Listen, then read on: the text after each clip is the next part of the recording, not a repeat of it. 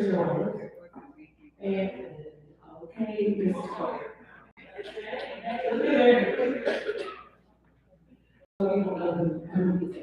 And Claudia, she's definitely an A+ student. She is an A+ student, yes. Sorry, F children. Sorry, F children. That's all we're gonna do. I told Jan is you can do your own CPT code printout, and then I can compare you. Then you'll get your grade. No. Yes. And where's my lands? They're the A triple+ student. They're at the top of the food chain. And really what this is, and you guys can look at this because,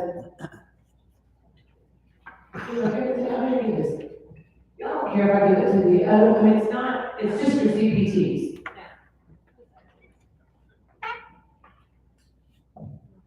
Hi, good morning. Good morning. Hey, good morning. Who did not get one? Okay. So when the CPT code, we got it.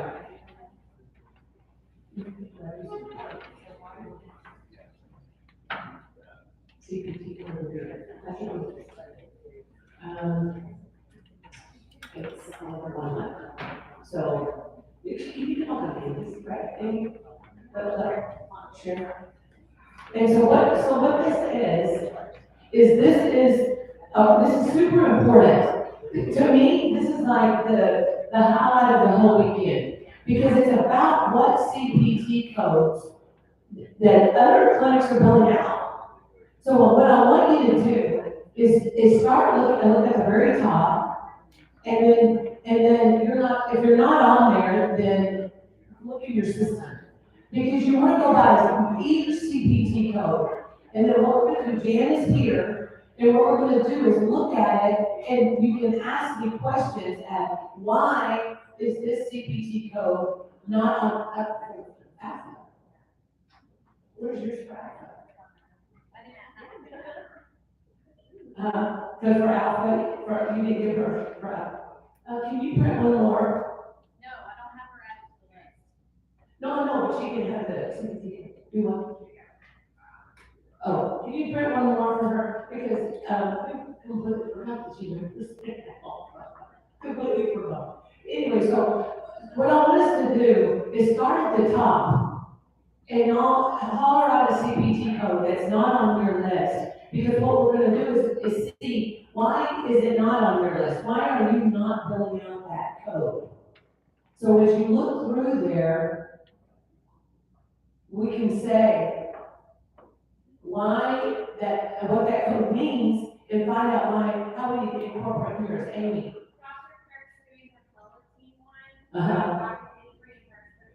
Yeah, that is a great question.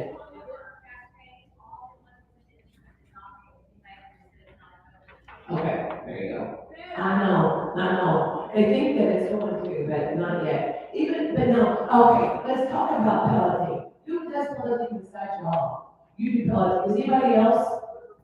Oh, yes, okay, so I do know for a fact that the male pellets will pay for male.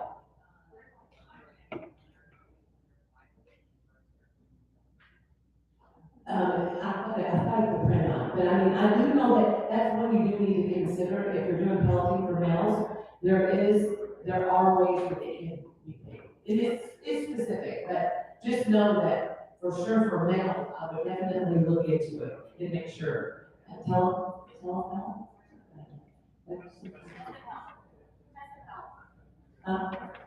test the pet. You don't want to know, so look, go to CMS.gov, after you guys do pelleting. So for males, there is a specific way, we'll pull it up. It's actually on CMS.gov's website, on how to build it. Yes, sir. Oh, okay. Okay, so keep going down the list. You know, look at it and see what CPT code's on there that you don't recognize. It's explained with, we have a patient who's gonna have a port, 36558, what is that? Jan? That's like that port. I don't know, if Dr. Kirk does it. Padilla, Lundquist, don't you have a couple IV that has a port? So what is there? Let's look at that. Can you hear that now? Yeah. Let's look at that. It's my understanding of the code that you actually are putting in the human needle into the board. Yeah. So instead of it going into the vein with the peripheral catheter, you have to put it in the board. That's the code for it. Okay, so then what are you doing?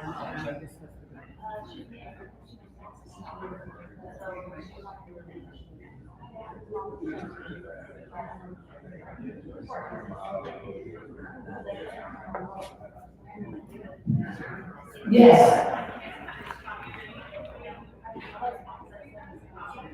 Yeah, of course. Because it's something that's cool to go and study each CPT so that you'll know what to add.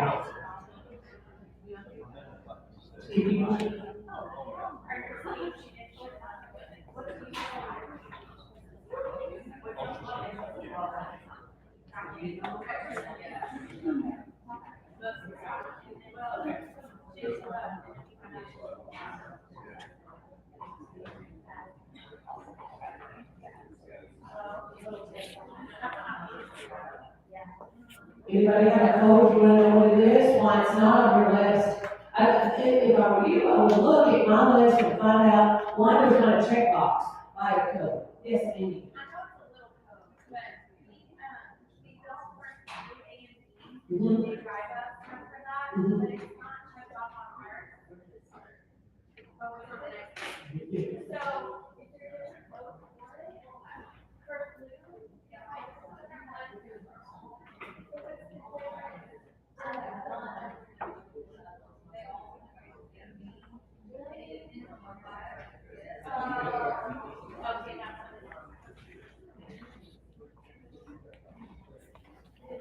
I'm sorry about this not on.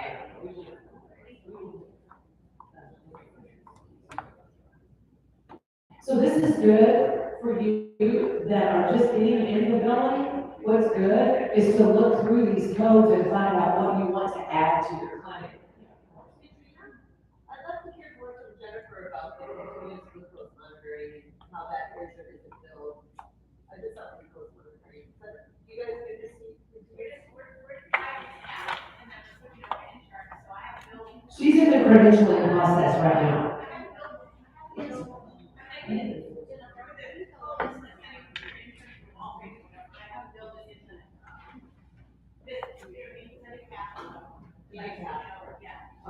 Jeremy, you've done some glucose, right? And you build an insurance code, not a lot. It's not a lot. I think I stopped. This is not, it's not much utility. You have to administer it in the clinic and then you'll get 2 weeks of data. Yeah, you have to do it and then I think the code is also. She just said about the question screening for Dr. I used to, I know. So you just described. But if you only wanted to do someone, if you wanted to know for 2 weeks, then that's fine. I'm sure it's basic. So 2 different group codes. Yeah, you're non-secondary, oh, self-bound, yeah.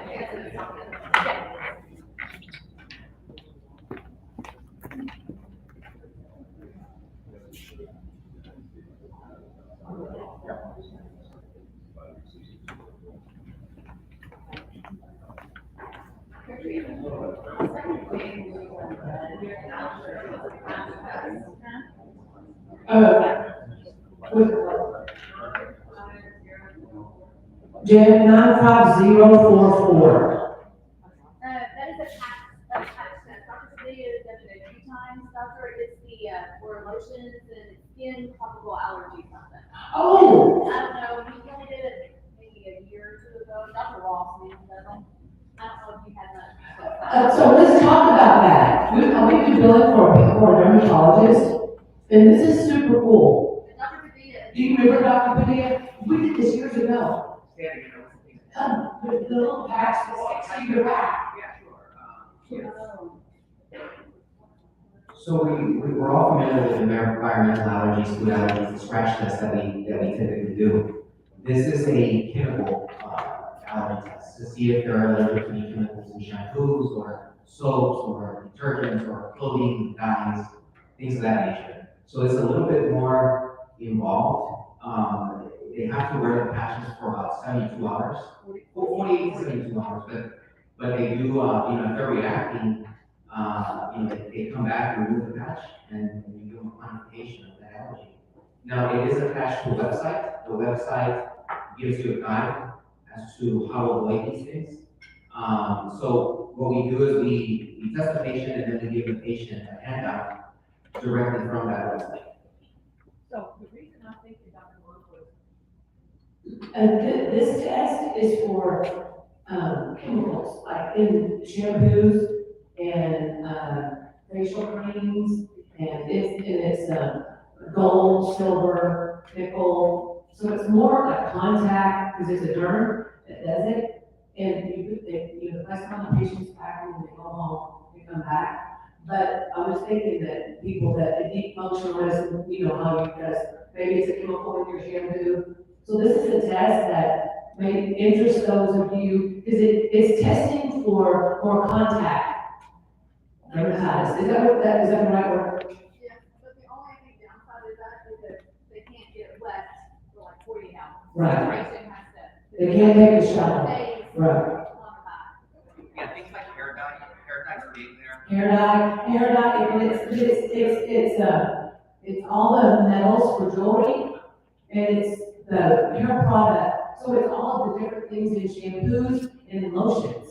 So it's really cool, and she does it, of course she's a derm, but she does it on everybody, and it pays really, really well. Yes. It's a smart, you guys should look up smart practice. Is that right, doctor? Yeah, yes, ma'am. The code is 95044, Jan, 95044.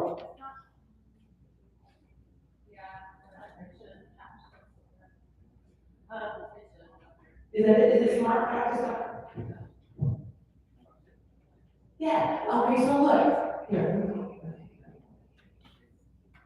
So look, guys.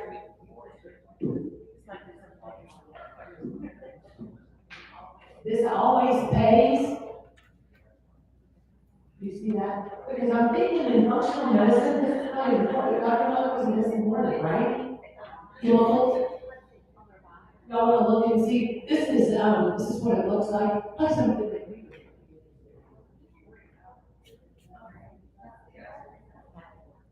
No, it's not environmental at all. No, it's shampoo and lotion, and it's contact dermatitis, things. See it? Yeah, so it's like, ingredients in shampoo.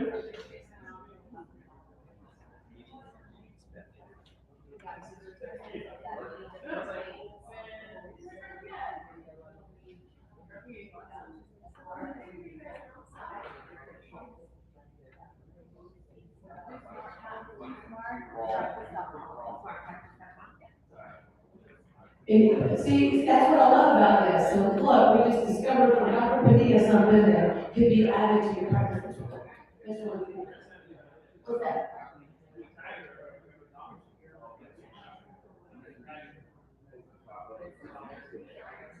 Yeah, what a great idea. What about putting a tachyderm over it so they can shower? Put a tachyderm patch over it.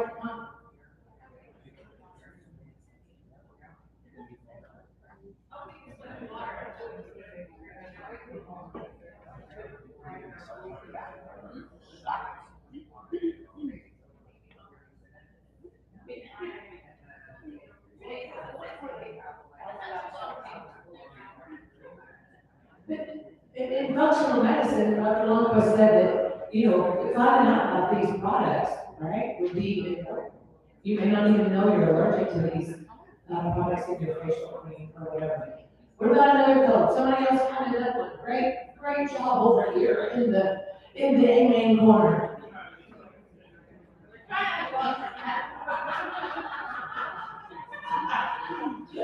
You just bumped up to a D plus.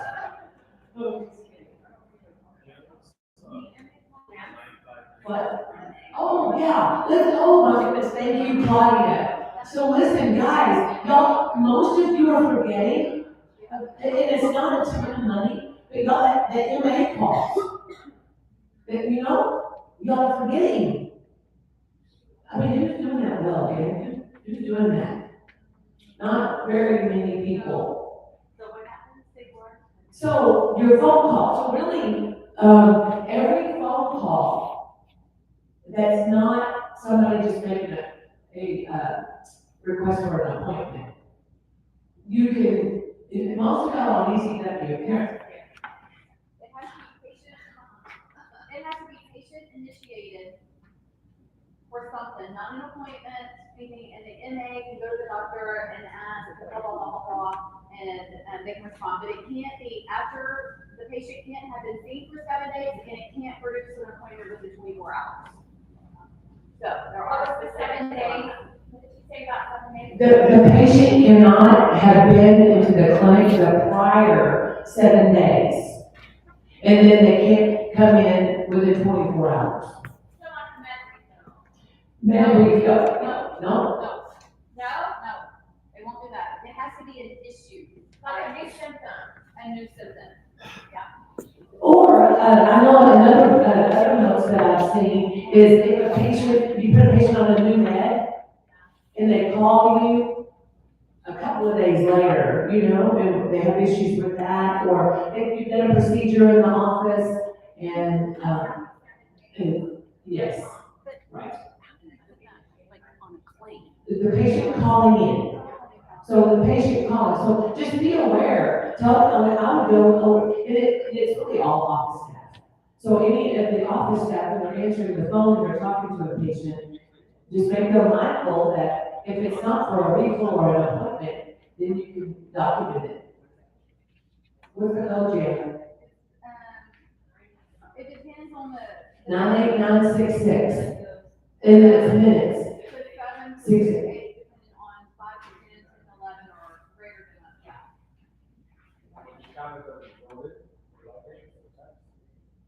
Yes, it's all communication. Great point. So if they're on the patient portal and they're sending in information on the patient portal, that counts as well. It's email, any kind of communication. So that's something that you definitely can incorporate. In patient initiation calls. The doctor keeps doing welcome to Medicare, is he doing that at the executive physical, to computer that completely separate visit? It's at the physical, it's at the annual physical, because what we're doing is, when we're, I think it's a workflow. I think it's when we run their insurance, and we realize they just got on Medicare, because they changed insurance. Our staff is like, oh yeah, they're new to Medicare, because we're changing their insurance to Medicare from a non-Medicare plan. And then we're making them know, we're flagging it in really blue, and then in the yellow sticky in the progress note area, that they're new to Medicare. What's the reimbursement? It's good. What's about them to Medicare?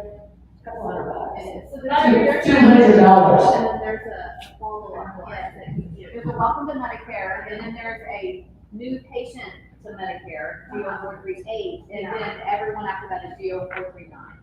But if they go somewhere else and they'll tell you that they had it done, it's only one long time per patient, no matter what the doctor says. And we can build that with the physical. But there's stuff you have to do. Yeah, there is stuff. Yeah, there's stuff that he's like, it takes more time. You know what I mean? Yeah. Like it. There's stuff you have to ask and say, you have like a little dash in your thing. That's what I would say, is I would look at the patients, check the box. So we flag it in the progress note, like in the chief complaint, and then in the yellow sticky at the top. Does it have to be social media or just? it's typically when we do their, annual, they're changing insurance.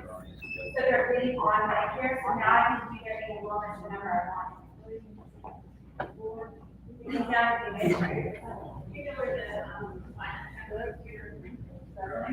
on their website. If you just, yeah, go to their website, or you just Google, like, what do I need to do in a welcome to Medicare? And it'll give you the bullet points. I think it's like 4 pages. I don't remember what they are, but they're like 4 pages. What's the code again, Jan? The welcome to Medicare? G0402.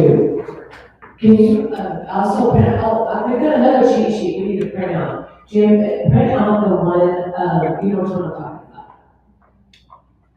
Not, that one and the other one. The other one, Jim, that's got all the G codes on it. So, look at your scores on your G codes. Look down and see, are you filling out all the G codes? And I'm going to use this time to remind you about the G codes. You forget, I know providers are getting there and they're filling them out, and they'll fall off, and you quit doing it. Look at, see if you're doing all the G codes. Who doesn't know what the G codes are? You don't know? You don't know what G codes are? I don't know. Okay, we'll talk about it in a second. G codes are Medicare patients that, it's counseling codes, so there's a G code for just about anything. Basically, every Medicare patient you see, there should not only be just one 99214 or 5. There should be a G code added. There's a G code 0447 for cardiovascular, they've got hypertension, or there's a G code for smoking, G0446. G0446 is cardiovascular. What's 7? What's BMI. So their BMI is over 30. That's G0447. She's going to give you a list. But what I'm saying is when you guys are seeing a Medicare patient, always put this cheat sheet next to your laptop where you're doing your notes and see what G code you can add. Because it's going to be very rare that you see a patient for Medicare and you can't add a G code. Some of them are not, some of them are more often than that. Some of them are once a year, but what Dr. Lumber's office says is y'all put them on all of them in the visits, right? Dr. Benitez. Well, new G codes very well. Y'all an F. Dr. Lumber's gets an F. They're going to be an A next year.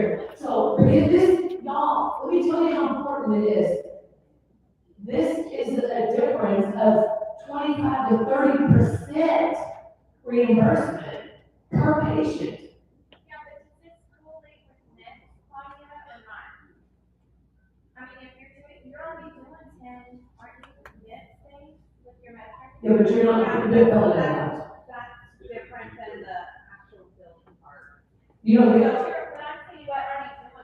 Yeah, but are you not billing for? yes. Thought was that our billers were gonna see that they documented it, so they have. The verbiage has to be there. Sorry, The verbiage diagnosis. So- Diagnosis. Yeah, you gotta have, what I would recommend you do is add it to your template. You know, add it to your template, because the verbiage is gonna be there. So this is what's important about the G codes. The notes gotta reflect that BMI over 30 was discussed with the patient, diet and exercise, low fat diet.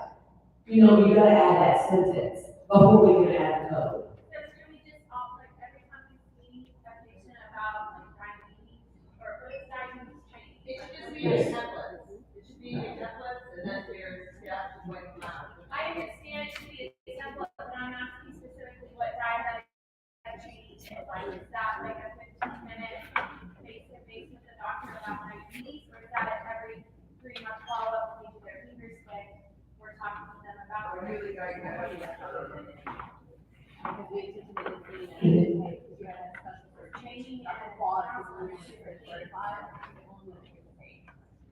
So, Or that. Required certification. Requires But how do they verify you have been certified? It was an online, she did it. I don't know that. We found, We don't send anything in. She gets paid, she's the only one. Who? Doesn't walk. and it's like $58. It's like $60. We can't hear what Albert's saying. Okay, what again, Ron, my battery's going.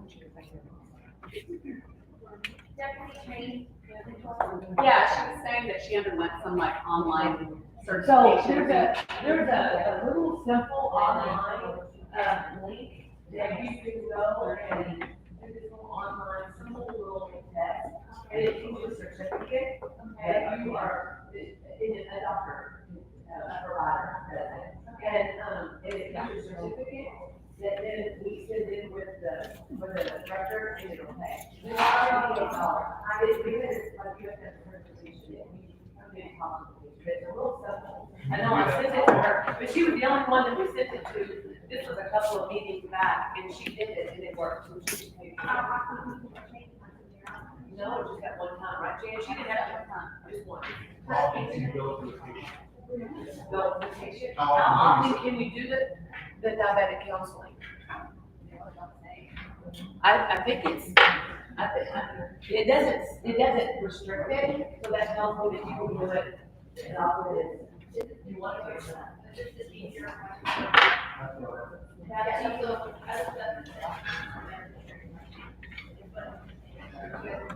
No, on the diabetic counseling. Yeah, what is the, diabetic counseling? D0506. Yeah, no, D0506. Oh. Yes, Can we talk about the thermometer? yes, of course. Is it reimbursing? Yes, Dr. Kirk, so tonometer, I'm not doing a tonometer in your physical, Claudia. You don't do the Paradigm. So listen, guys, executive physical, this is super important. Yeah. The tonometer would cost you $1,000 to $2,000 and go on eBay or whatever. It's the little thing that, you know, we go to the eye doctor and they cut the air, it's measuring eye pressure, this early signs of glaucoma. So it can be part of your physical, and Dr. Kirk gets it paid every single time. UV B79.899 diagnosis, which is other long-term drug use. Long-term, so Everybody anybody, should kind of know. anybody that's on a long-term medication, so this is gonna add another, how much money?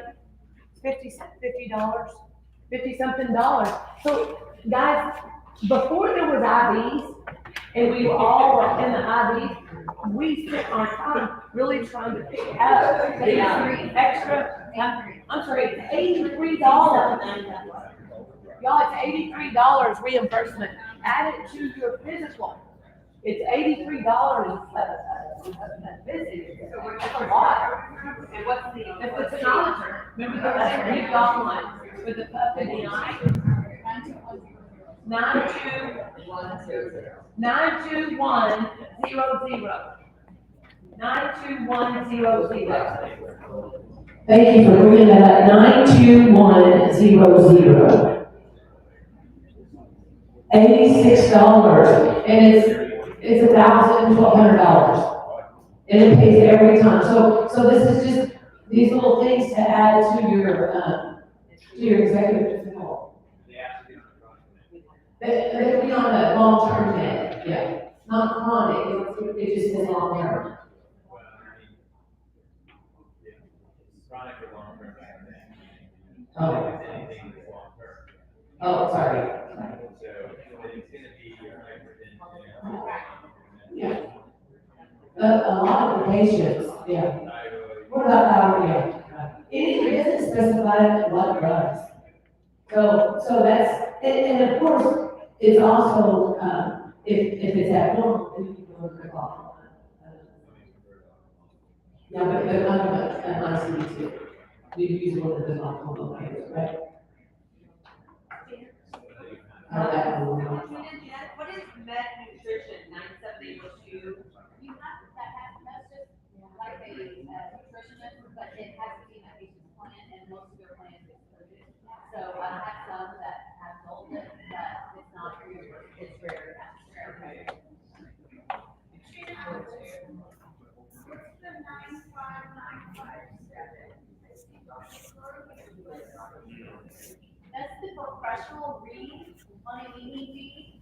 And I know Dr. Burke had been trained by neurologists to read it, so if you are trained, that is something that you can bill, but you will need a result off the block.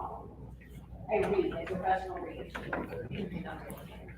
Okay, right now, I'm gonna hand you out, a cheat sheet that, that goes into the phone encounters, and it gives you the definition and, the online management. So, is anybody doing well at watching the patient portal and filling out everything? Claudia? Not the G codes.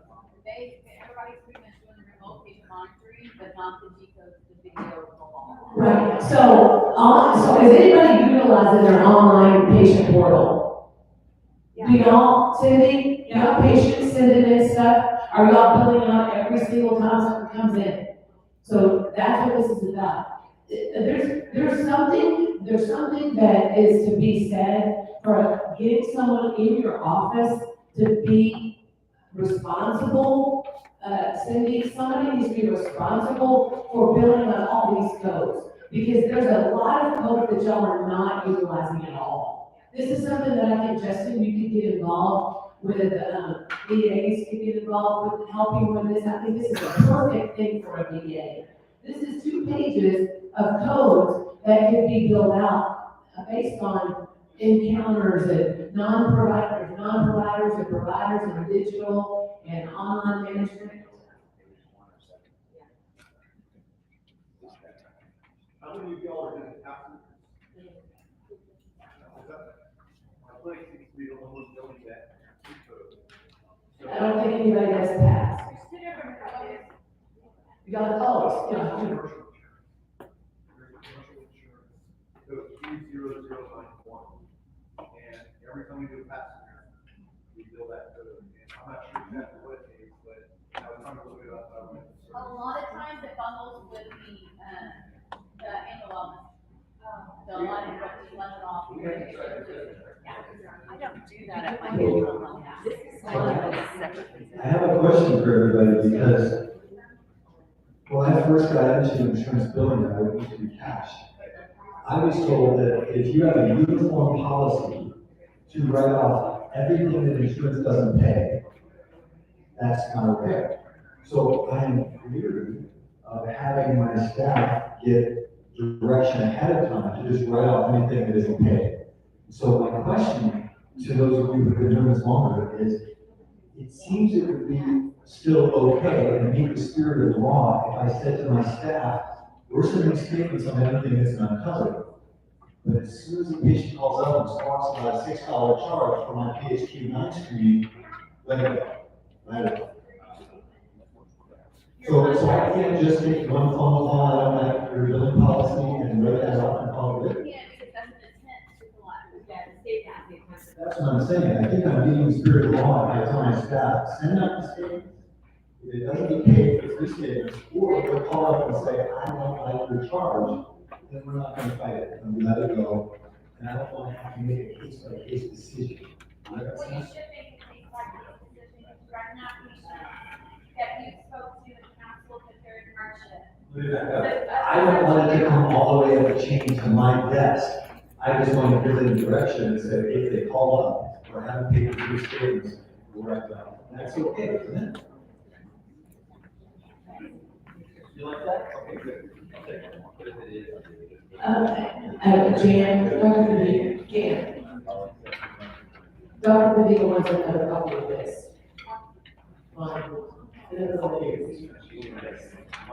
Okay, what is the code, sorry? 96360. Dr. Lundquist bills this code, but nobody else does. 963. 96360. That is just coverage, so we have some patients who come in with coverage. It's not very often, Not very often. but they have to meet specific criteria in order for you to build that out.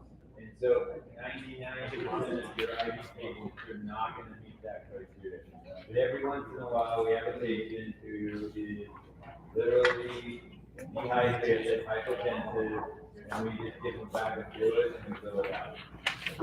It's rare, but it's more of an acute visit. We're giving them an IV at that visit. It's not our routine IV therapy.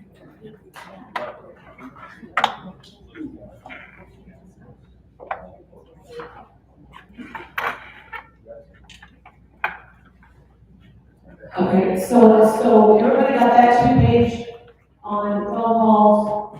Okay, so this one I'm handing out now, before you guys ever leave, but make sure that you get this one. This one we're handing out is another cheat sheet that I would laminate this and put it by every one of your providers' laptop. Look right there, because, we put it all just on one sheet, so they can look down real quickly and see what's important that they can add. Because there's literally a code on here for every patient they see. So that needs to be next to your laptop. Our codes, you just look over and see if you got a comment on any of those.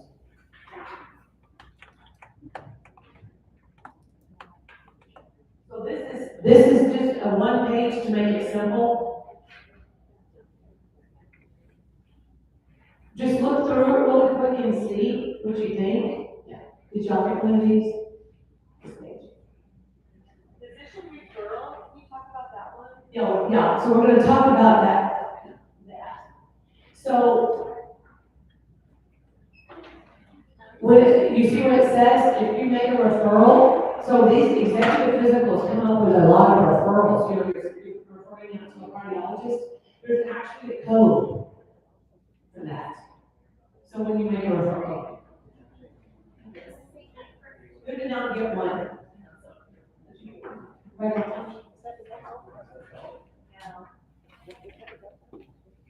Anyone else? Yes.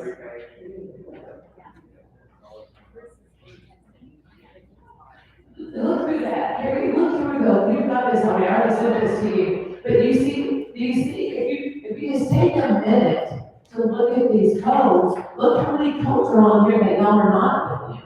It's not on our spreadsheet. And that's what prompted me to say we need to talk about this, because if it's not on your spreadsheet at all, I know you're doing a lot of the things that are on here. And not where, There's a biofeedback code getting reimbursed. No. So, you just go through and tell us which one's on here, because I mean, here's what happens, right? We go through this, and we maybe get excited about certain codes. We're like, oh, yeah, we're doing this, and then we take the time and the effort, and then there's no reimbursement for it. The biofeedback does not, pay, and the 99402s sometimes will, the ones to the core, sometimes will, sometimes won't. is there anything else on there? So I know the 99401s, 402s, 403s, those are an iffy code. Sometimes they pay, sometimes they don't. We've got some doctors that just put it on there that pays good, if it don't, then it don't. They're counseling codes. I know Dr. Gavada, not this Dr. Gavada, but his brother puts it on every single patient, these 99401s, 2s and 3s, and he does get reimbursement. At the end of the month, when we look at his reports, there's a significant amount of revenue that's come through. Does it pay every time? Dr. Longquist's comment, he's right. Is it worth it to take the time to try to get it to pay? I think last month his board was still $8,000. Yeah, $8,000 still came in. No, it doesn't pay every time, but it pays some to the tune of $8,000 at the end of the month. Yeah, we can't use those in an E&M code, that's the problem. I mean, that's what Blue Cross nailed us on, was because we were putting the 994 codes with the E&M, and they're like, nope, you either count that counseling, or you count this counseling, but not both. So the only way you can actually, you have to demonstrate that you did an E&M visit completely separate, and then spent that additional time doing the counseling. So if you spend an hour and a half with a patient, and you did that specific counseling, then you can use a 994 code, right? But if you were saying, well, I spent this time during my 99214, and we went over these things, and I'm billing a 99204 and a 994 or whatever, you're It's gonna be a separate diagnosis if you too. get audited for it, they're gonna nail you for it. It's gonna be a separate diagnosis too. It has to be, it's almost a separate encounter. You have to think about it as 2 visits. So we just don't even do it. Because it's not, we're not spending more time with a patient than is typically allotted for an E&M. So if we are, then we're using the 99417, right? I mean, that's our additional time code. But in terms of the counseling code, using that particular code, we don't even, it's not even on any of our documentation anymore. What about So the just be alcohol aware and of smoking? that. The alcohol and smoking would be different. Smoking's different than the It just happens to be the next coded number, that's all. Exactly, yeah. People That- pay, but it pays like $15. But it's, if you look at the reimbursement versus the tobacco cessation versus the other. Yeah. I mean, if you look at the reimbursements, it's consistent with E&M coding, right? I mean, it's similar to reimbursement. They're looking at that in the same way. Is this a separate encounter where you counsel the patient, you're using this as that time, you didn't do anything else, right? They came in for counseling. You weren't evaluating and managing their chronic issues, we were specifically counseling them on a specific issue.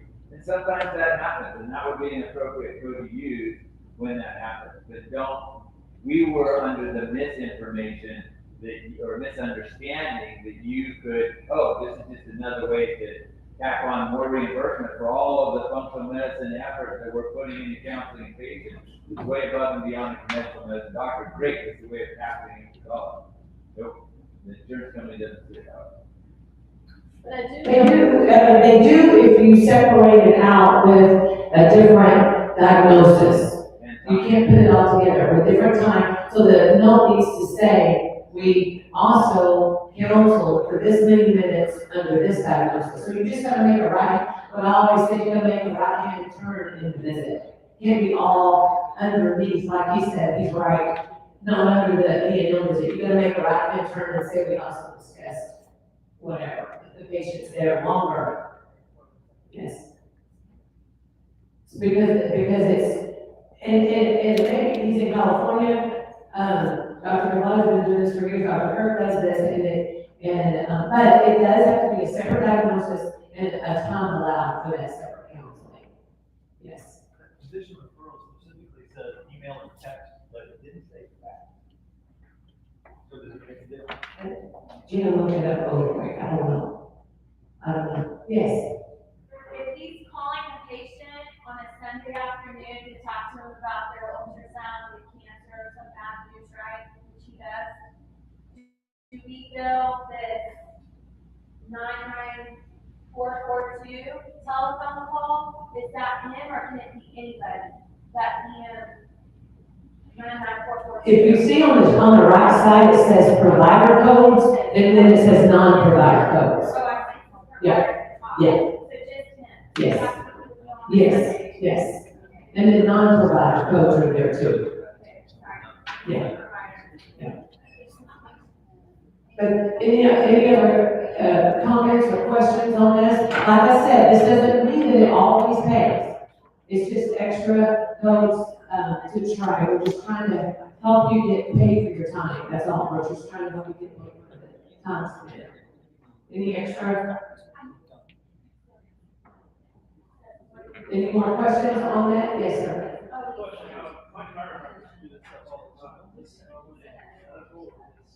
It's only medical. Well, with your medical director, and underneath that, you would need to be sure that they see a provider, right? They need to see a provider, then at the first one to the cop. We have been in an issue where that is necessary. So they do need to see a provider at the same time, and they send them to the cop. Do you need more comments about that? Anything else? Any more questions about this? Again, some of the insurance companies will reimburse flights, some of them won't. It seems that Texas, a lot of you are in Texas, Texas is a little friendlier on counseling. Any more questions? Okay, Dr. Marcus is, in about 5 minutes, we'll have him up. I'll just spend this last case, yes. Between the hospital discharge and all of the. Transition here, yeah, so, Depends. okay, so let's just spend the last few minutes before Dr. Lundquist comes on, CCM and RPM. Don't really think, no one here really is doing that well, except for the Lambs. And I think it's because they have a dedicated virtual assistant doing it. It's hard, I mean, we all like, yeah, we're gonna do RPMs, we're gonna do CCMs, and then it falls off, right? Amy, I know she's tried it, it falls off, right? If you started and then not so much. Oh, I thought you said that it had, you didn't fall off. It did, but we have someone now that. Only if you, but to my point, only if you have a dedicated person to do it, right? Yeah, they're virtual. Yes. So that's what I'm saying. If you try to do it within your practice, if you don't have a dedicated person to do it, it's gonna fall flat. Every time, it just will fall flat.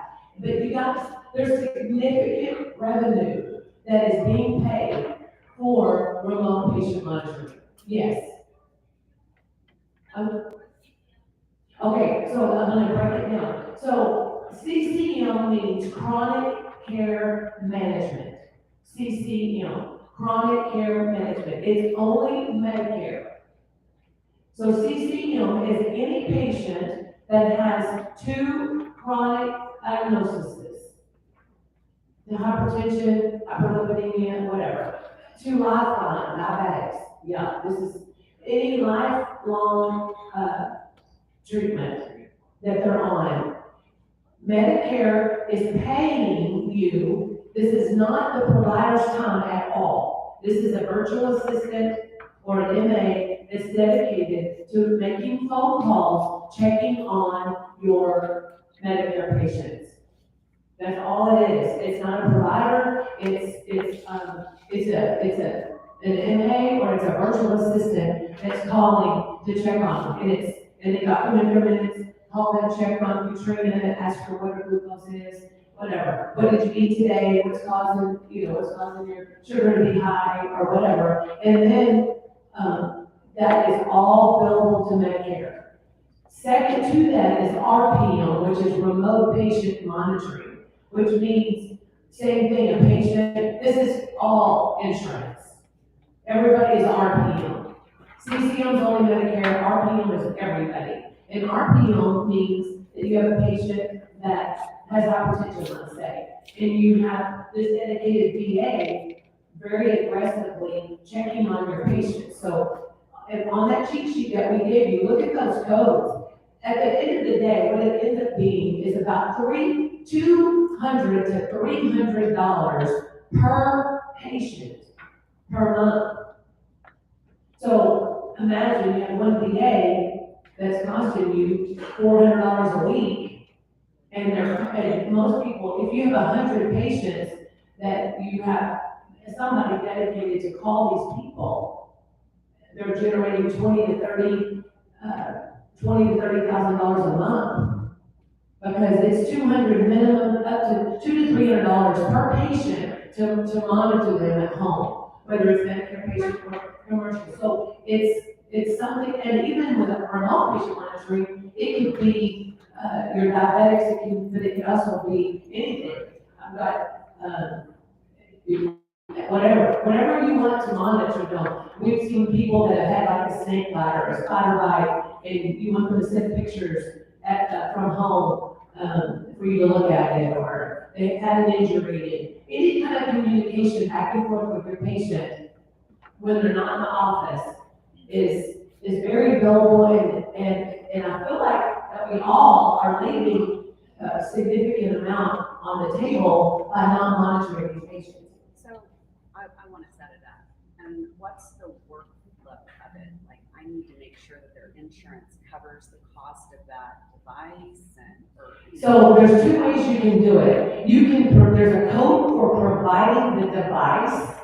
So you could buy the blood pressure cuffs or whatever, and sell, I mean, you can do that if you want to, but there is a code for that, or you can just tell them, you got a blood pressure cuff at home, you can use that and not use that one where she's talking about. Some people do eyeglasses and then disperse them to the patient, and I know ECW has a program they offer, but I think they keep 50% of the money or something. It's ridiculous how much money that they keep, and somebody tried, I think, somebody tried ECW.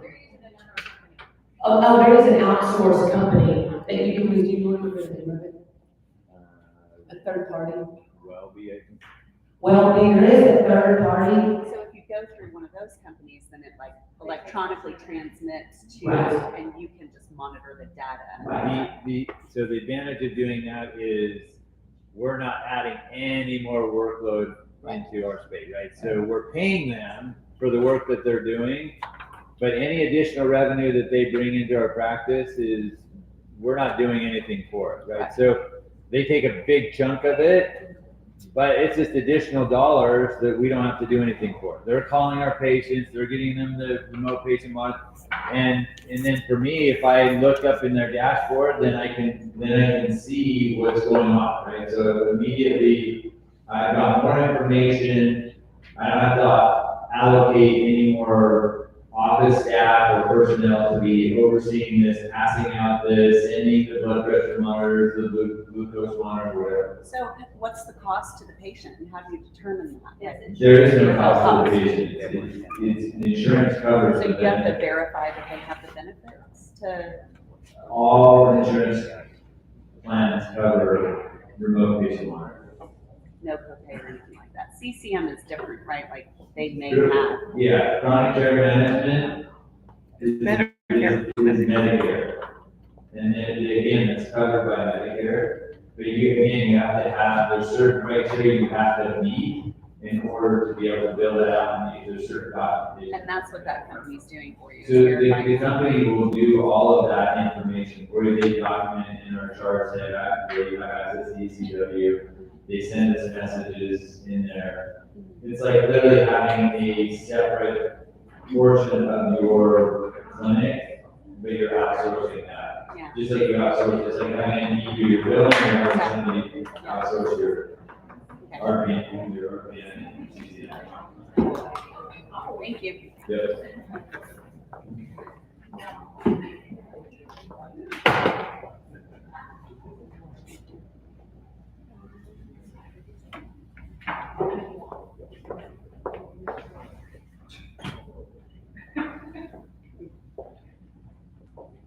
Okay, while he's getting set up, anybody else have any coding questions?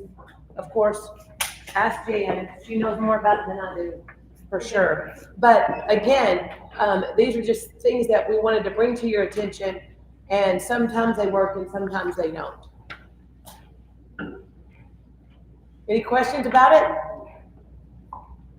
CCM, RPM is good. Good stuff. And I think the patients love it, right, doctor? They love people calling them and checking on them and checking to make sure they're okay. They love it. Dr. Lundquist. All right, everyone have a handout. There's one. Okay. So when I downloaded this, I blacked out all the private information, and then when we printed it out, somehow it did. I know this patient, he would not mind me sharing this, but if you would mind just shredding it afterward or blocking it out, so if this gets in somebody else's hands, that the patient information is not shared. So if you make notes and stuff on it, then just make sure to black out the patient information. And Katrina, you just make sure any leftover handouts that we just shred those. I have a Sharpie. Yeah, I'm gonna get Sharpie and pass that straight. All right, so the plan is to do, I'm gonna actually, let's go over the NSQ first.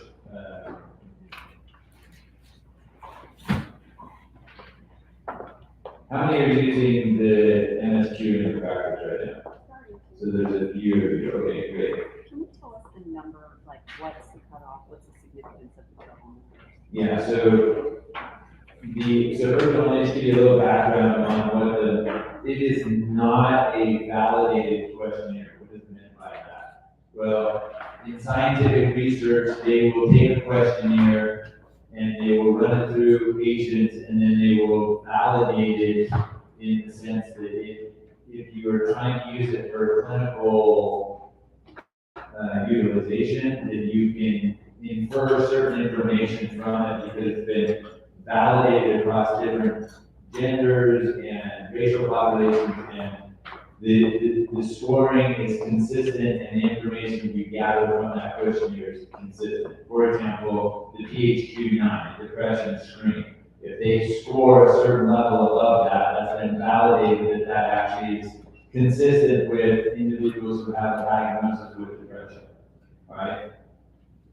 It doesn't really matter in this because we're not diagnosing anything from this. So whether it's validated or not really doesn't matter. It's a subjective / objective finding in a patient in terms of the information that they're giving toward you.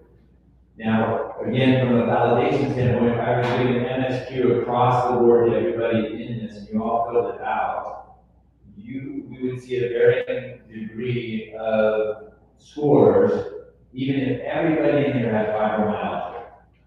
So why is that? Well, because everybody's different in how they perceive their symptoms, right? And there's a gender difference. Men in general tend not to disclose the severity of their symptoms, and in general, generalization, in general, women tend to over-exaggerate their symptoms. So because of that, when we look at the MSQ and we look at the findings, we just arbitrarily use different scoring for men versus women. So for men, I typically will say that if they have a score of 20 or below, that is considered healthy.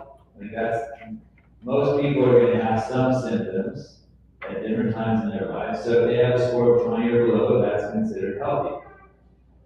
For women, 30 or below. So anybody who has a 30 or below or 20 or below for the two genders, that's kind of what we're thinking. Anything above that, now they're starting to get into some kind of chronic issue that we may want to address. Now, they still may have a score of 20 or below, but when I look at this, they've got 4s all across one category. Maybe their joints are 16, a score of 16, and everything else is like, maybe they got 0s and maybe 1 or 2 1s, so they get a total score of 18, but their severity of the symptoms is all in one particular category.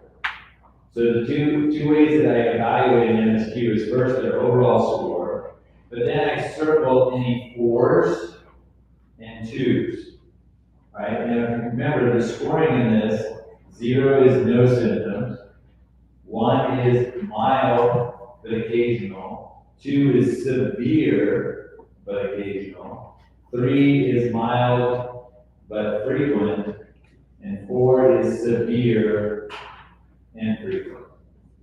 So I want to identify 4s for sure. 2s are also significant, right? So somebody who has migraine headaches may score a 2, and that still may be disabling. And they may have occasional migraine headaches that keep them from work 2 to 3 times a month. They consider that occasional, that's not frequent. But there's a lot that I would want to do to address that. So I don't want to ignore the 2. Now, mild issues, typically in my mind, something that's mild is something I can work through, I can deal with. It's not, even if it's frequent. If I have daily back pain, but it's a 2, and it doesn't keep me from doing anything, yeah, there may be some things I want to dive into on that, but that's like if there's nothing else going on. Or if that's critical to my patient is really bothered by the fact that they have mild chronic back pain, then we'll deal with that. Does that make sense? All right, so then when it comes to scoring, there's a way that we kind of look at this, and this probably didn't show up either on the printout. I went and highlighted over this as well. So what should have been highlighted in addition is the digestive tract and joints. So when you're scoring this, what we would have is we would have our MAs. This one, they would then highlight the MSQ before it came to the provider, just to help to focus in, right? So they would highlight the numbers in each of the areas that they wanted the provider. It doesn't mean that we're ignoring other areas, it's just those are things from an IV nutrition or IV or intramuscular injections, that if they had these particular categories that were above 4 for the total, or if they had a total category other than digestive tract of 20, that we would consider doing IV therapy or ion injections. So they would then score this as, so they scored this as 27. I include joint and muscles on mine because I feel like chronic pain is an issue that is really helped with IV nutrition. But for ion injections, we don't see as much of a benefit. So that's why this one didn't have that. And then in digestive tract, again, for IV therapy, anything, they score a 20 on digestion, that is severely messed up guy, right? So if they're scoring above 4 on digestive tract, that's already telling you that there's enough symptoms going on. Even if they're all mild, 4 ones, it just tells you there's stuff occasionally going on. That's the way that you can use the MSQ to kind of screen patients to see whether or not they have enough symptoms that they would benefit from doing IV therapy. The other thing that's really beneficial is, so in this particular example, the patient has a score of 91. Right? In my mind, that's a pretty ill patient. The patient may say, oh, I'm doing great, because they've lived with it for so long that they don't even know a difference. And then we do an intervention, and 6 weeks later they come back to see me, and they fill out MSQ again, and now it's 72. And they're like, I don't feel any different. But in reality, they're feeling, we just improved their score almost 20 points. So having this as a way of showing patients the benefit of the therapy that you're utilizing can also be really beneficial. Yeah, Chris. I apologize, but I missed why that 27 is there, got circled. It's probably something with a highlight, but. Yeah, it's a total of the highlighted areas. So they added up all of the highlighted areas and put a 27. So if that's greater than 20, then I'm already thinking, okay, this is a patient who would benefit from some kind of therapeutic intervention. Yeah. So in and when yesterday before I went to print this out, I went in PDF and I highlighted and stated I thought it was going to print out that way. It didn't. So I had highlighted the joint and pain muscles, which then would put the score up to 41. So here then my question is, how did your staff know to highlight those numbers? At what threshold does each category have? Is that just something? Yeah, so each category, the threshold that we want is in the total amount would be a score of 20, right? So if they score 20 and above in all of those categories, that's somebody that we're considering therapeutic intervention with. If they score above 4, we're kind of paying attention to those areas, but we want to say a total of about 20 is kind of, and so as the patient fills that out before I get it, they were going through and highlighting it, putting in a total score, just to streamline things. So this then becomes a decision-making tool, not just a monitoring tool. Correct. It also looks like they highlighted the ones where, like you said, you want to know if they score a 2 or a 4, right? Right. And then also if it's like a serious system like your heart. Right. Because their go-tos there. Yeah, so the areas that we identified were heart, weight, energy, activity, mind, emotions. And then, like I said, I include in joint muscle for IV therapy. I am intermuscular injections, unless you're doing steroids or something like that, or vitamin injections, it doesn't move the needle that much on the joint and muscle, but IV therapy will. And then the gut is the other area that if there's greater than 4, a score of 4 in gut, then that's already starting to move the needle from that standpoint. But then this is a way for you to be able to monitor their progress and objectively demonstrate that the intervention that you're doing is making a difference. And where we get, even though it's not a validated questionnaire, the patient themselves are the N1, and they're going to be consistent in how they report. And so their perception of that is what we want to know. Subjectively, are they noticing a difference in how they feel? And they will report that differently from time to time. And we've seen patients where they come in well over 100, and we've gotten them down to below 30, below 20. And then, I have patients who will come in and they're like, oh, I want to continue my IV therapy, and they've got a score of 20 on their MSQ, and they're not really having the same kind of symptoms. I can't justify a medical necessity for continuing their IV therapy. So I let them know, that's great, but you're gonna have to pay cash if you want to continue your therapy. Because if we get audited and I have to do a peer-to-peer review and I'm trying to demonstrate medical necessity, it's gonna be really hard to justify. Does that make sense? Other questions about the MSQ and how to utilize the MSQ? So are you having to do it at every IV or just at regular intervals? No, this would not be at the IV therapy visits, this would be just for the office visits. Every 4 to 8 weeks, somewhere there. Right, and we do this on all of our follow-ups, but we don't do it on acute visits, right? So if somebody comes in with a headache, migraine, I wouldn't have them fill this out on that day. Does any of this transfer over into an IV note?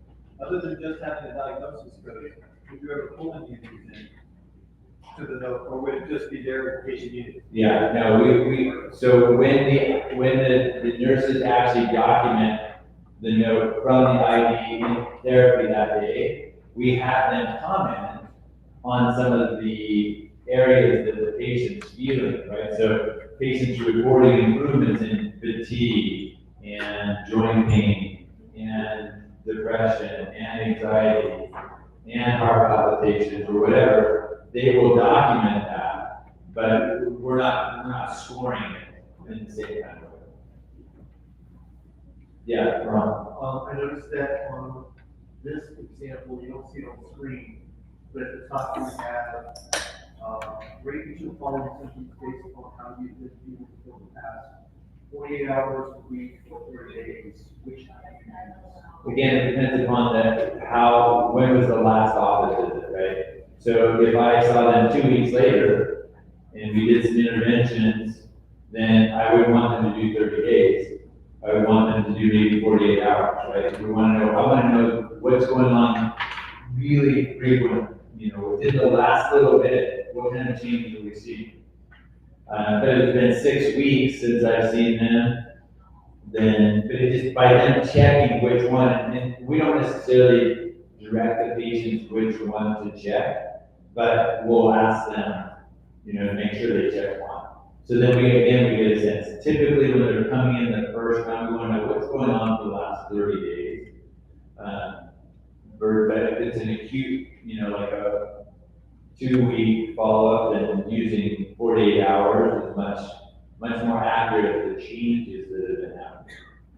And just to address one thing Chris mentioned, what we've done, well, actually our RN has created what she calls a symptom tracker. So she'll look at the MSQ and take out the bigger symptoms and ask the patient at each IV visit, how are you dealing with this particular? Yeah, and our symptom tracker has, we give it to them at check-in, so we have patients complain that they're talking about the medical, stuff in front of other people's ID. And so we decided to make this symptom tracker a one page. We write in the symptoms that they scored high on, and then we ask them to put an N for no improvement, W for worse, or I for improved. And so they just quickly go down the column, and it has their second treatment, third treatment. So every time they come in, we use that same paper. And you can see every time they come in for ID for that symptom, if it's improved, worsened, or stayed the same, just very quickly on that paper. And then the nurse can transfer that into the note without saying anything to the patient. And the patient's not getting, upset about talking about it with other people. Yeah, that's great, it's a great idea, I love that. Everyone able to hear that? Okay. Do I know the cost of the NutriVal? I think the cash price is close to $400. The Medicare covers the NutriVal. And Blue Cross pays pretty well on it. I think the copay for that is like $150. And then I think Blue Shield also pays on it. Yeah, Chris? So I run into every patient that comes through for functional medicine, and I stopped encouraging them to let, bill insurance.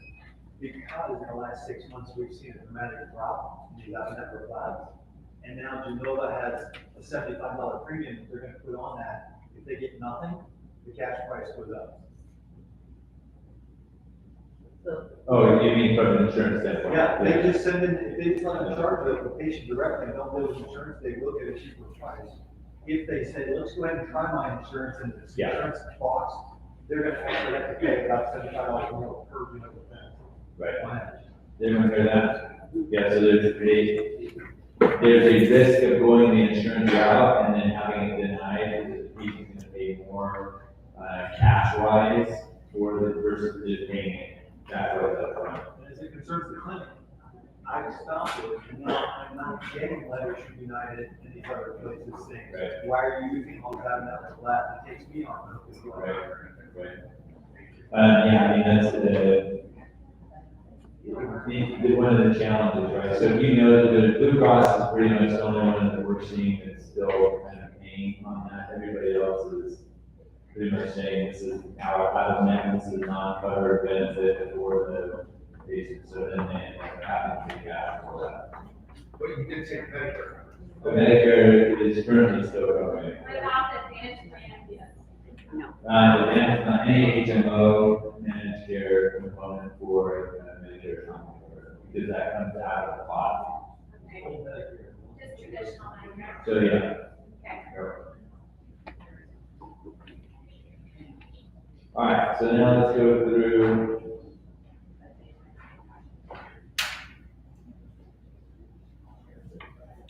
the NutriVal.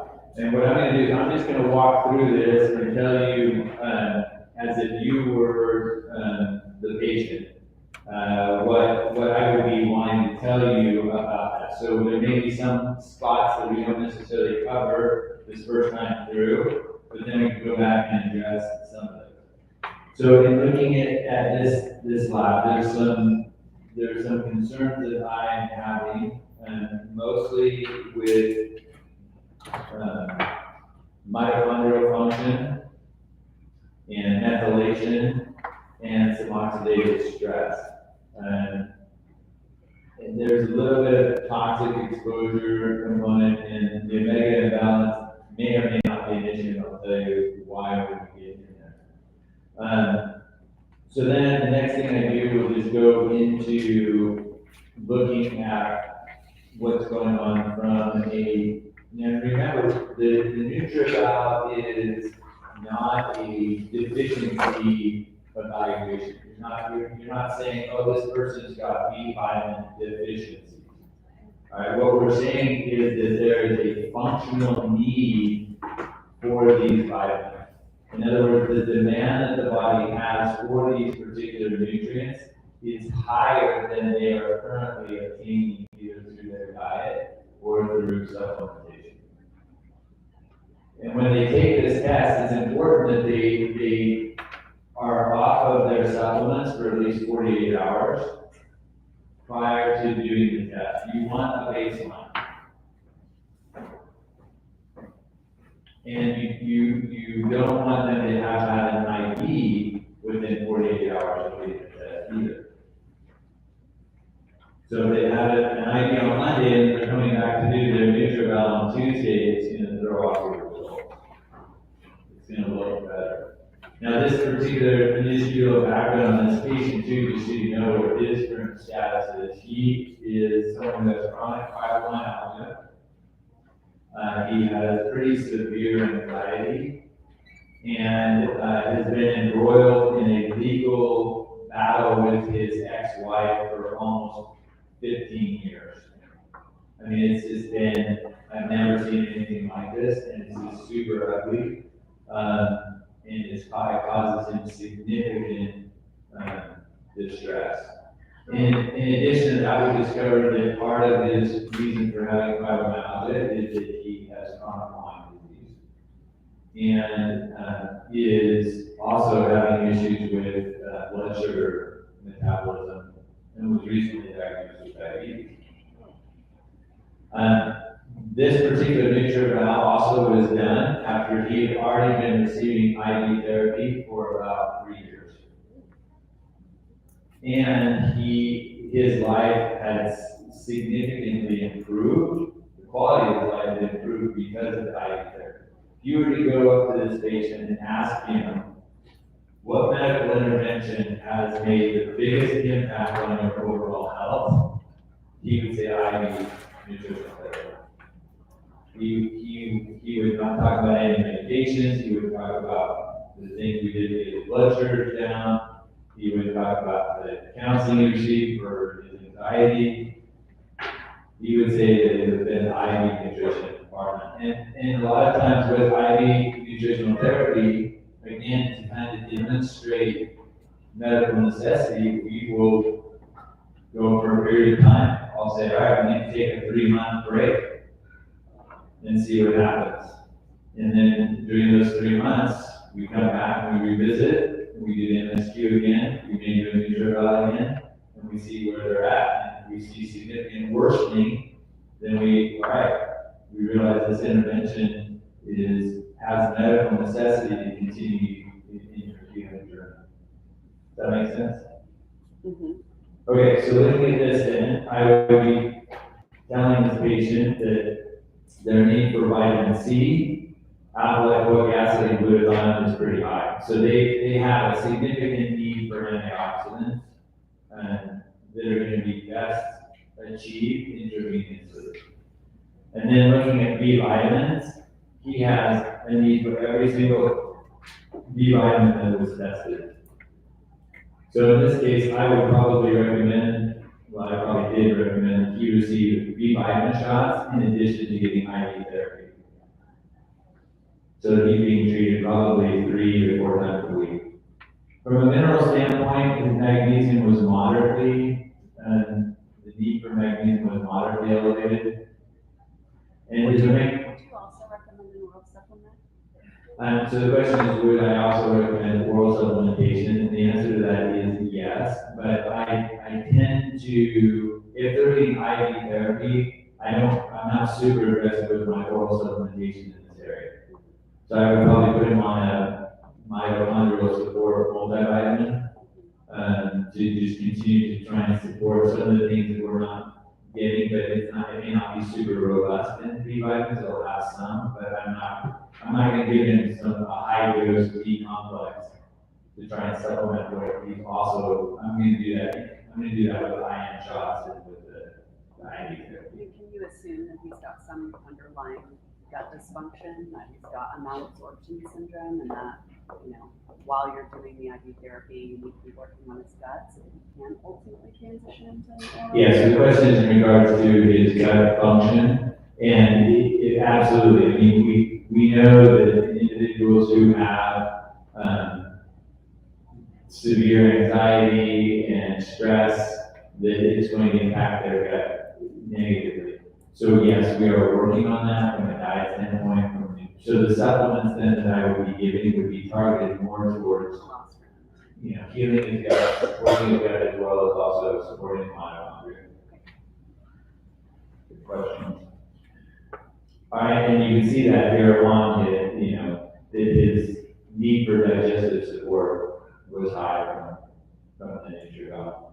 And then the other thing that this question came up before I got started, and that is, there's two components to the NutriGov. There's a serum component and there's a urine component.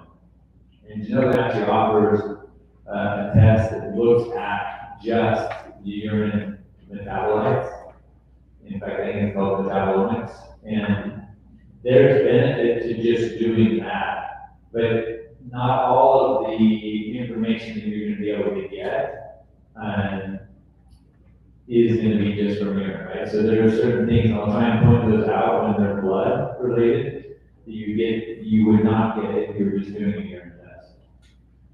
All right, then the last thing is, from an amino acid standpoint, he seems to be getting enough protein and seems to be absorbing that protein, being able to break down into amino acids, but the two areas of glutamine, which is necessary for gut function, as well as other muscular and mitochondrial function, and then taurine, which is really helpful at calming the nervous system, that we talked about yesterday. So potentially putting him on supplementation to help with those two things. We do taurine pushes all the time with our IVs.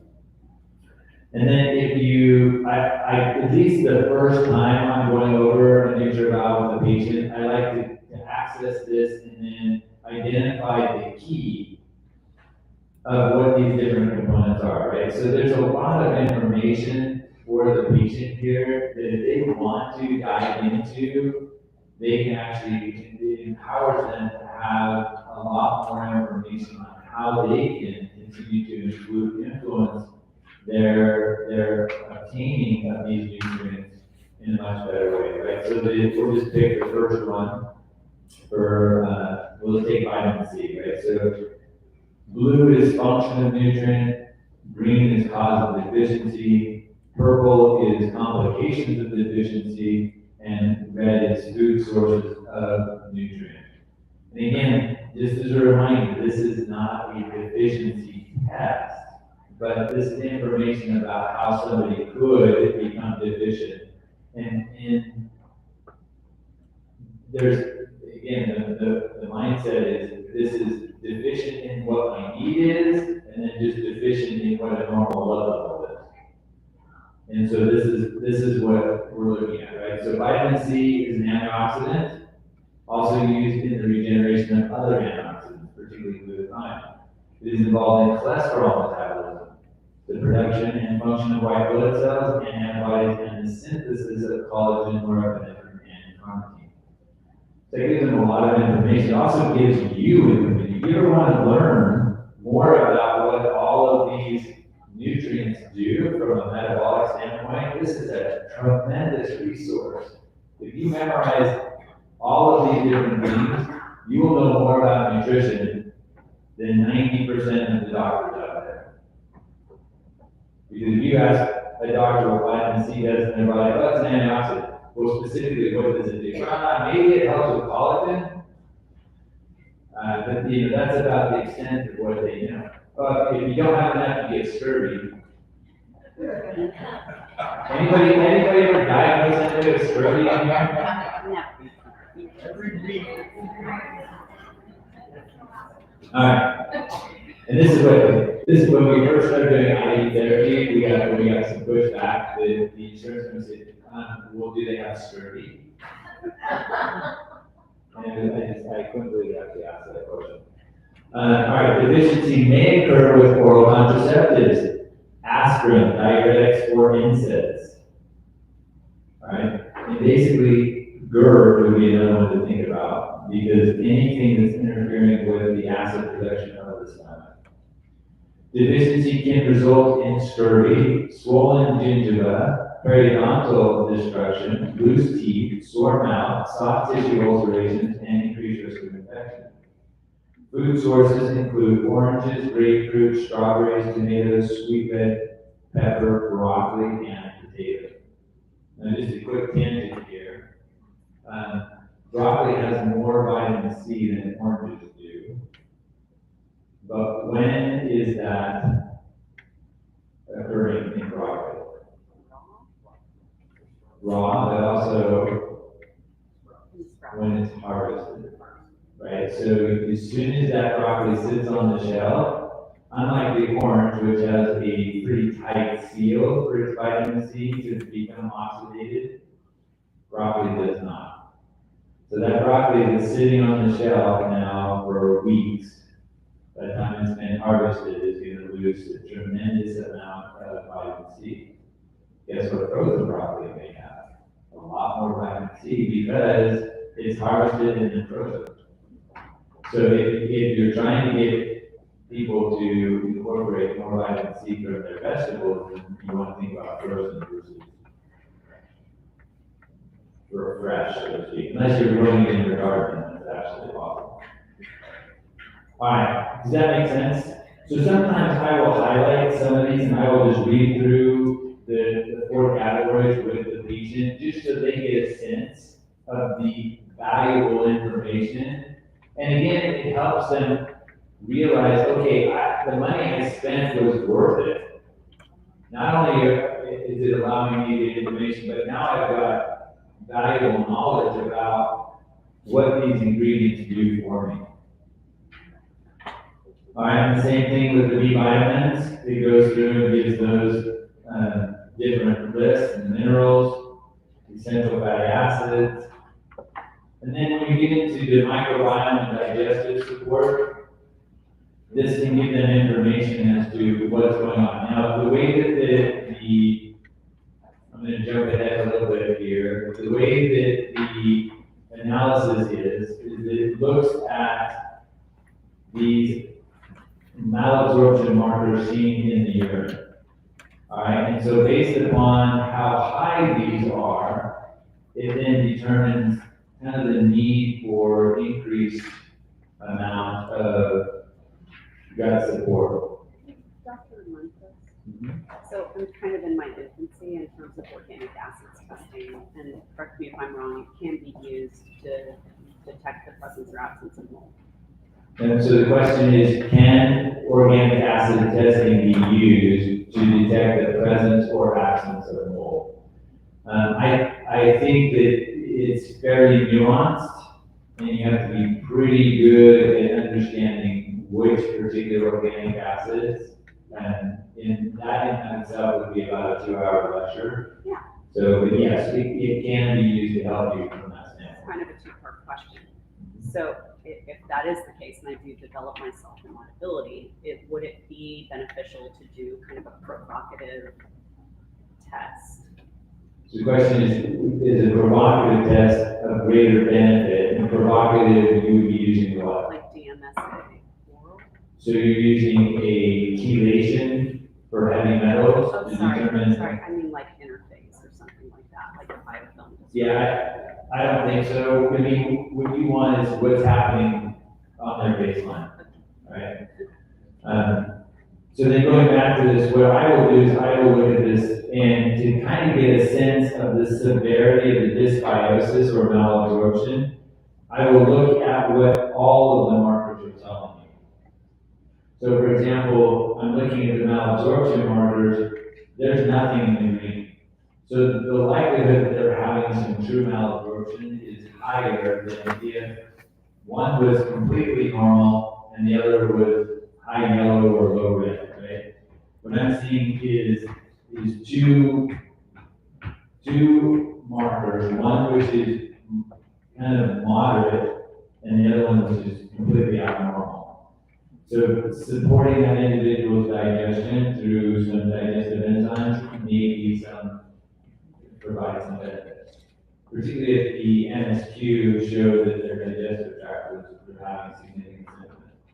From a dysbiosis, same kind of thing. I'm looking at this. This one has 3 green, one that's barely abnormal in benzoic acid, and then the 3-hydroxyphenylacetic acid was fairly high. So there's probably some imbalance in their gut microbiome, but I'm not going to be super aggressive because they have a fair amount. Now again, if I have 5 out of 5, that tells me this is a messed up gut, and I'm gonna be more aggressive at doing that. But I would say this person's gut is better than probably when they first started, but it's still, I wouldn't go and get over aggressive.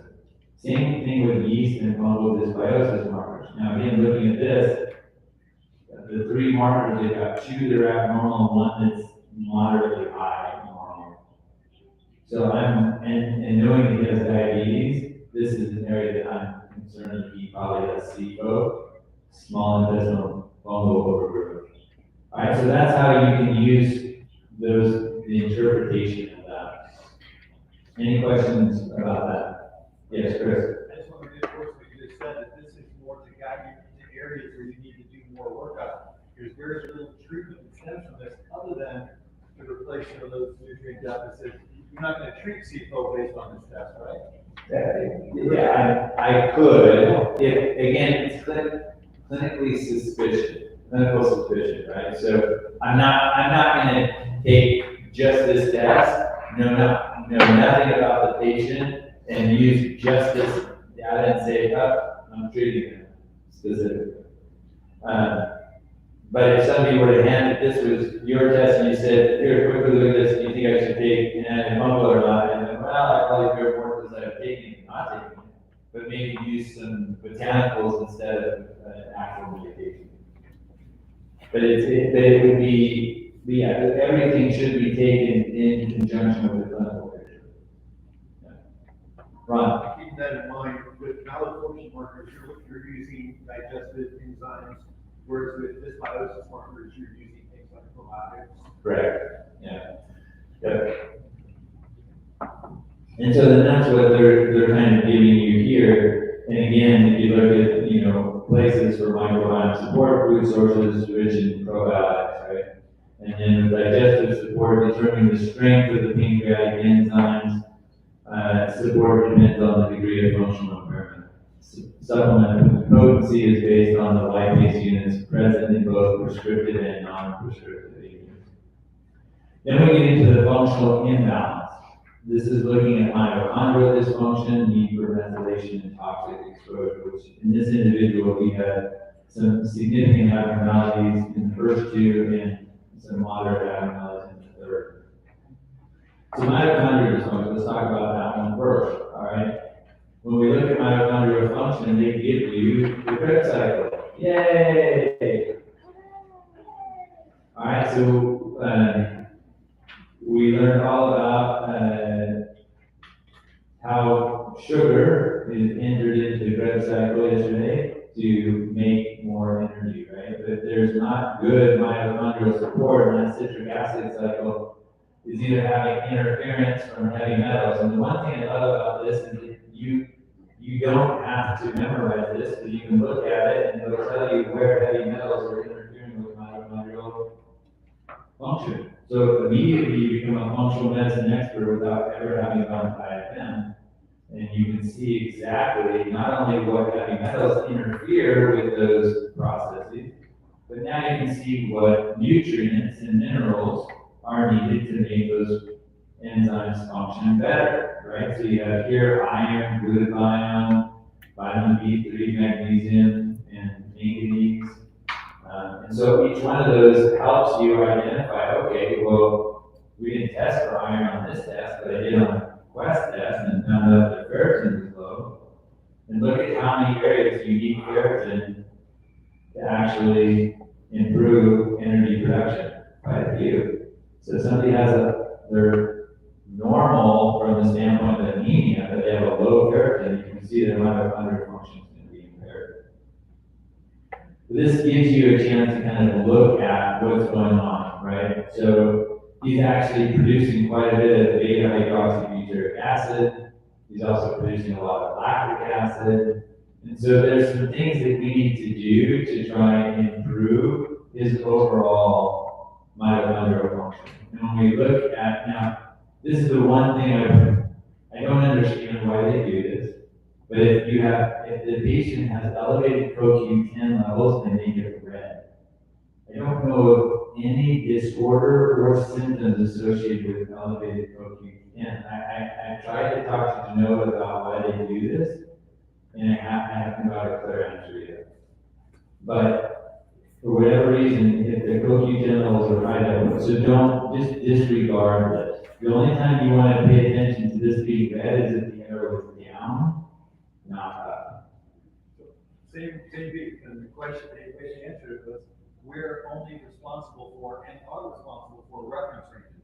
So if it's above the reference range, we are obligated to point that out. That's where they're staying. Right. But it's funny because there's a lot of places they are way outside the reference ranges and stuff. So I don't know why this one particularly is one they are sticking to the reference ranges on. People say they have their opinions on whatever they want to do.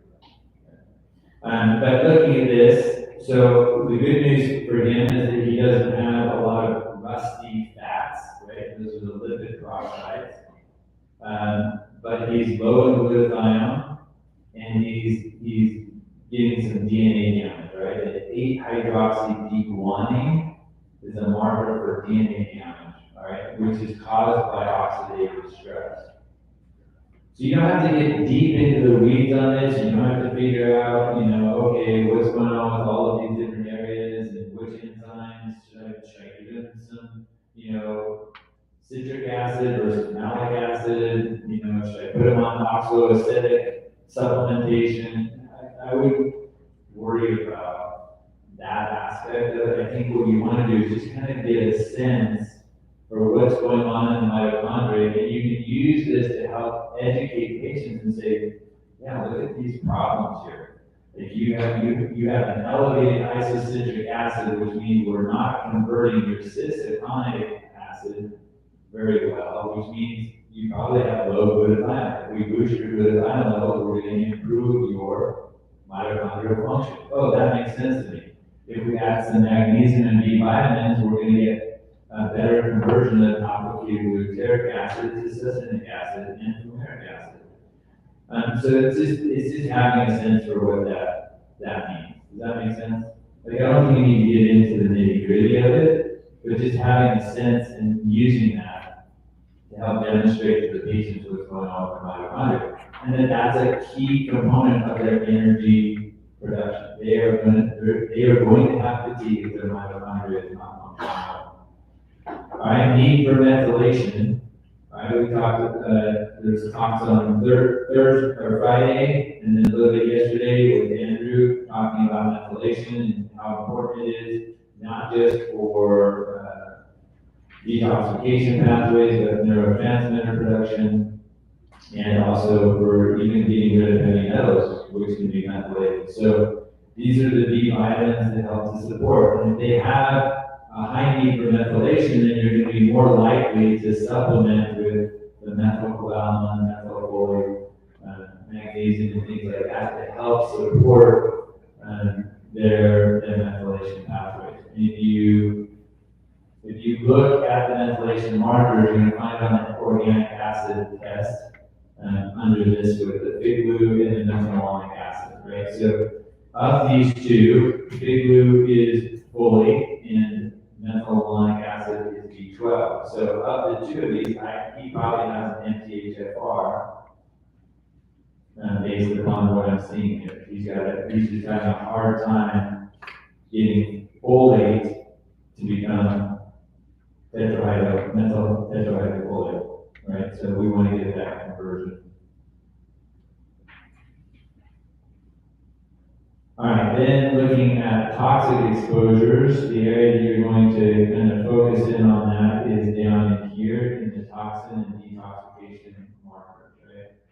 So he's got an elevation in his pyroglutamic acid, he's got elevations in alpha hydroxyisobutyric acid, and he's got moderate elevations in his alpha ketophenolic acid, or styrene, and orotic acid.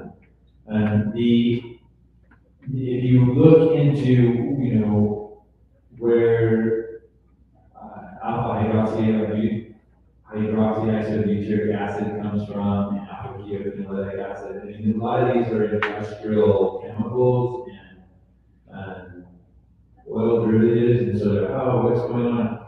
But this just shows that he is having some impairment of his detoxification pathways. You don't need to get too concerned about, oh, I've got to find what toxin he's exposed to and start, digging deep into, what he's doing for his hobbies and stuff. Not that you don't want to ask some of those questions, but I would, don't use this as, because you'll have patients go home and research this out, come back and say, I never, I haven't been messing with batteries, how can I have this kind of, well, no, that's not what we're talking about. It's just that we are all, there's not a single person in here that hasn't driven or flown an airplane in the last 48 hours, right? So all of us have been exposed to these chemicals to some extent, but our inability to detoxify from those chemicals is what's showing up on here. It doesn't mean necessarily that we work in an industry that we're being exposed, but it's just something to keep in mind.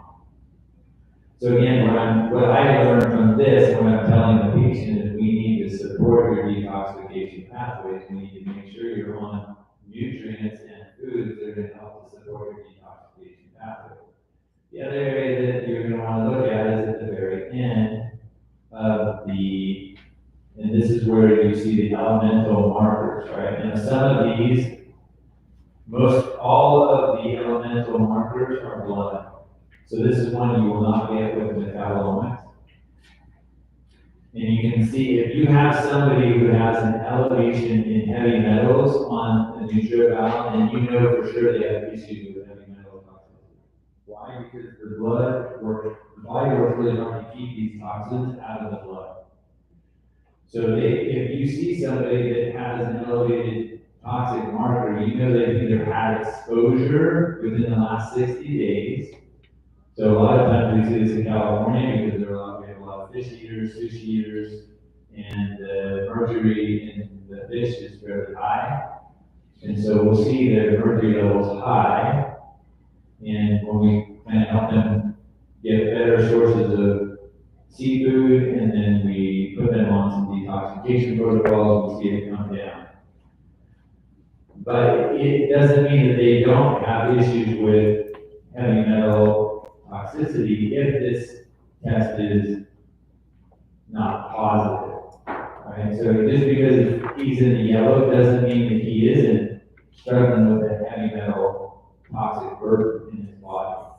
This is where you would do chelation, a provocative test, that you want to do a urine test, right? So you do a provocative urine pre and post test to evaluate what the body's burden is for heavy metals. But if somebody's positive here, then I would definitely do that test. Yes, Jennifer? What Mike? Yeah, so we'll either use doctor's data or use Genova, and we'll give them the process of doing that test is we'll give them 4 DMSA capsules. And I just tell them to do the test on Thursday. Monday, they're going to take 1 DMSA capsule. Tuesday, they're going to take 1 DMSA capsule. Wednesday's a washout day. Thursday morning, they're going to collect their urine. That's the pre-provocative test. They take 2 DMSA capsules, collect their urine for 6 hours, take a sample of that, and then that's their post-provocative test. But you want to find out if somebody has a huge heavy metal burden and you give them 1 DMSA capsule on Monday, they may have severe side effects of that. You don't want to give them 2. I mean, your test is now complete. You don't even have to send it in. You now know they've got heavy metal toxicity regardless of what the test is. And so you can, in that case, what I've done is just do a pre-provocative test just to see where they stand. And then I'll do some gentle detoxification to get them kind of moving along. But I won't do the aggressive, normal post-provocative test with 2 DMSA. So for your pre-test and your post-test, you're running 3 different. I'm not running a test. I'm only testing on Monday. That's Thursday. I'm priming. Okay. Right, so I'm priming them on Monday and Tuesday to make sure they tolerate the chelation. Wednesday's a washout day. Thursday, they do the pre-provocative test, so they're gonna collect their first morning void. Then we get 2 capsules of DMSA, and then they do the 6 hour flush. collection, and then they do the post-provocative test. Where I thought you just said that some people will have a significant reaction on Monday to just one. So Correct. I don't know how you screen to see what that pre-dose level is, right? Like, Well, so if somebody, like, let's say I'm treating you, right, and you, Monday, Tuesday morning, I call from you, from my NA tells me, hey, Joy just really had a miserable, like, she had body aches and headaches, and just was really struggling after one day. And I would say, okay, Joy, don't take any more capsules. I just want you to do a pre-provocative test on Thursday morning, and that's it. okay. And the reason for that is because your body burden may be so high, I'm gonna see a whole bunch of junk on just the pre-provocative test. Why do we do the post-provocative test? Because we're trying to pull stuff out of the tissues to see what the body burden is. And the controversy around these tests is like, well, this is just, everybody has heavy metals, so if you do DMSA on everybody, you're gonna find positive tests. So, But what I'm looking at is the difference between their pre-provocative test, their post-provocative test, the amount of heavy metals we're pulling out, and what their symptoms are. Again, use clinical judgment. I'm not gonna do a urine heavy metal test on every single patient who walks through my clinic. And I know I'm gonna find heavy metals on everybody because we're all exposed to heavy metals. But again, I'm trying to discern who am I going to treat for heavy metals. so Genova has a specific test for heavy Yes, metals? they have a urine, metal test, yeah. Toxic element test. And Dr. Data does, and I think there's a couple of Five other. does. They're really expensive. Yeah, it costs about $110 or $120 per urine test.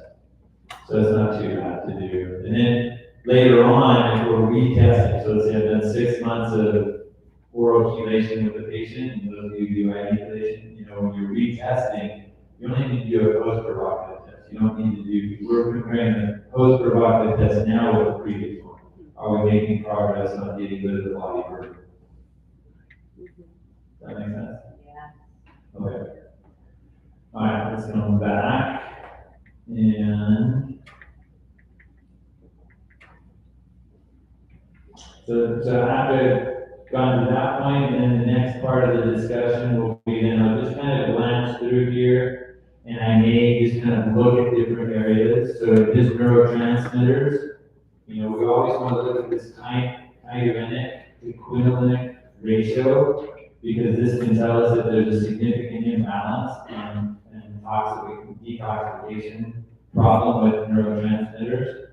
And even though he's a little bit elevated on his kyogenic acid, it's his quinolinic acid that we're more concerned about. He's looking okay there. He does have a little bit of elevation in his xanthurenic acid.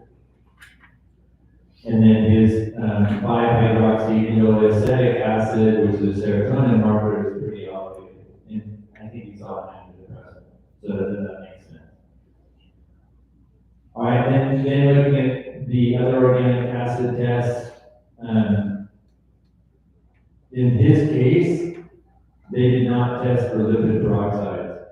So on that first page, when I said his lipid peroxide was okay, I actually misspoke.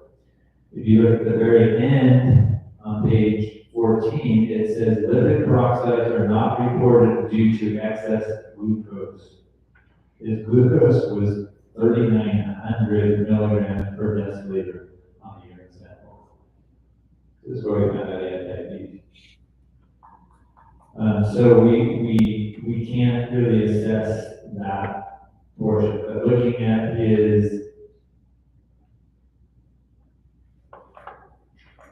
glutathione, and this again where the CoQ10, I just don't even know why this is red.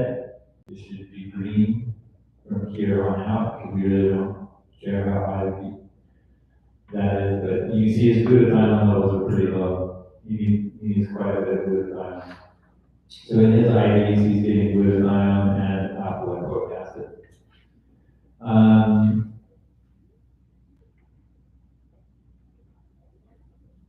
This is looking at essential amino acids. This is what they kind of use to help determine what the need for amino acids are. And again, you can talk to Janelle and they will go into a lot more depth if you're really interested. The other thing I wanted to look at is the omega fatty acid. When looking at this, a lot of times they'll say, oh, they have a high need for omega-3s, and then when you look at this, you go, wow, their DHA, their EPA is pretty good. Am I going to put them on more fish oil? And if you look here, their alpha-linoleic acid, which is the plant-based form of omega-3s, is much, much less. So this may be something I want to put on flax seeds, particularly because the fiber would be beneficial for microbiome dysfunction and dysbiosis. But I'm looking at that saying, oh, that's kind of what's going on. Then I look at his omega-6 fatty acids, and he actually doesn't have a whole lot. So I know his diet's actually, he's not getting a lot of omega-6s, and then when you look at his omega-6 to omega-3 ratio, and again, I don't know why this is red. The lower this is, isn't necessarily a bad thing. But again, the reference rates are such, but what we don't want is the high. The problems are the high. So his diet and the amount of omega-3s that he's getting actually isn't bad at all. So I would disregard the recommendations for adding in omega-3s because when I actually look at the results, I'm seeing that it's not too bad. And then this gives you a sense for what's going on with the metabolism of the lipids, the fatty acids. And what we're seeing is that there's not a great conversion from linoleic acid to gamma-linoleic acid, which is GLA, and then dihomo linoleic acid is low as well. And again, it can be related to these vitamins and to vitamin C and minerals. So those are necessary cofactors to help these enzymes. But you can see across the board, his omega-3s are green, green, green, green. So I wouldn't necessarily put him on that. And his arachidonic acid levels are green.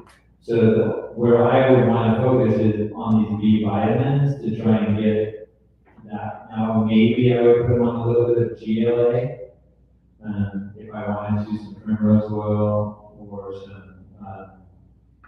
blackburn oil, just to help with that, but not significant. And then I'm looking, the last thing that is his mineral levels, and across the board, he looks pretty good. Potassium is just a little bit on the low side. You can see he's kind of low normal for magnesium and manganese and copper. So I may want to add a little bit of copper, and I would probably supplement that with having him do nuts and seeds. All right, questions? Yes. Do you look at the solid acid marker and discuss foods that are high in oxalate level? So the question is regards to looking at the oxaloacetic acid marker and then determining whether or not we should put them on a low oxalated diet. And I don't. I know some practitioners do, but me personally, I don't. If I'm to the point where we've done everything else and we're still kind of getting up against the wall, okay, let's pull that one off the shelf and let's try something, but I haven't, when I first learned about it and I started doing bonuses, I didn't get a lot of bang out of it. It didn't seem like it was one that got a lot of traction with my cases. And so I don't do that as often.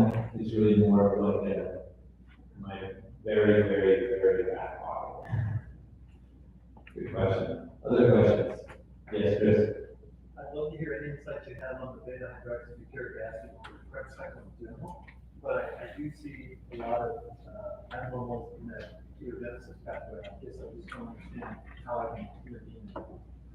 Yeah, so we look at the carbohydrate metabolism, organic acids, right? So it's pyruvic acid level, lactic acid, alpha hydroxybutyric acid, beta hydroxybutyric acid, beta naphthobutyric acid.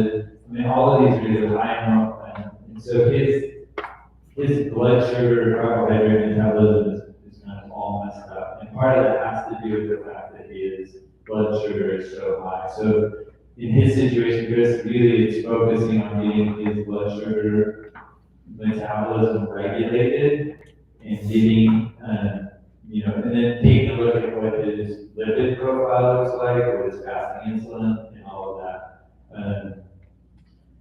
But that's kind of where I would go. I wouldn't go, oh, he must be on a ketogenic diet because all of these things are high, when clearly he's not because his blood sugar is extremely high.